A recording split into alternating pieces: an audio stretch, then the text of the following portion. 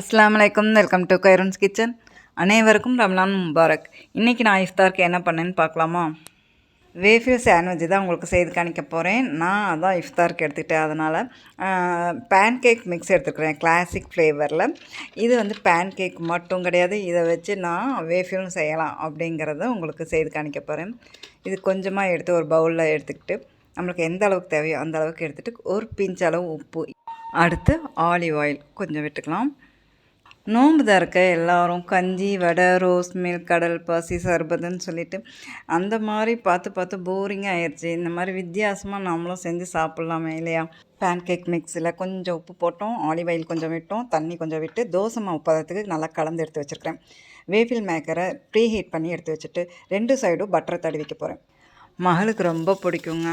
அவள் ஹாஸ்டலில் இருக்கிறா. எனக்கு செய்யறதுக்கு மனசு இல்லாமல் செய்கிறேன் வீடியோக்காக. அப்புறம் நான் தானே சாப்பிட போகிறேன். மிக்ஸ் பண்ணி வச்சுருக்கிற இந்த மாவை வேஃபில் மேக்கரில் விட்டு அப்படியே மூடிட வேண்டியதான். ரொம்ப நிறையா ஊற்றினோம் அப்படின்னா வெளியே வந்துடும். அதனால் அளவாக ஊற்றி மூடிட வேண்டியதான். 1 நிமிஷம்தான். க்ரீன் லைட் போனதுக்கப்புறம் எடுத்துடலாம். உங்கள் வீட்டில் யாராவது சின்ன பிள்ளைங்க நோன்பு வைக்கிறாங்க அப்படின்னா இந்த மாதிரி வித்தியாசமாக செஞ்சு கொடுங்க. ரொம்ப சந்தோஷப்படுவாங்க இல்லையா? 6-7 வயசு ஆனாவே இப்போல்லாம் பிள்ளைங்க வந்து நோன்பு வைக்கிறதுக்கு ஆசைப்பட்றாங்க. வேஃபில் வந்து ஆற விடணும். நல்லா ஆறினா தான் கிறிஸ்பியாகும். இப்போ நல்லா ஆறிடுச்சு. இதில் நான் வந்து நியூட்ரெல்லாவை ஸ்ப்ரெட் பண்ணி விட போகிறேன். மேப்பிள் சிரப்பும் கூட ஊற்றலாம். அது மேலே ஸ்ட்ராபெர்ரி, ப்ளூபெர்ரின்னு சொல்லிட்டு வச்சு நம்ம அப்படியே ஃபோல்டு பண்ணி சாப்பிட்லாம். நம்மளுடைய சாய்ஸ் தாங்க. நம்மளுக்கு எந்த ஃப்ளேவர், எந்த டேஸ்ட்டு பிடிக்குதோ அது மாதிரி வச்சுக்கலாம். நான் வந்து நியூட்ரெல்லா வச்சு வெண்ணிலா ஐஸ்கிரீம் வைக்கிறேன்.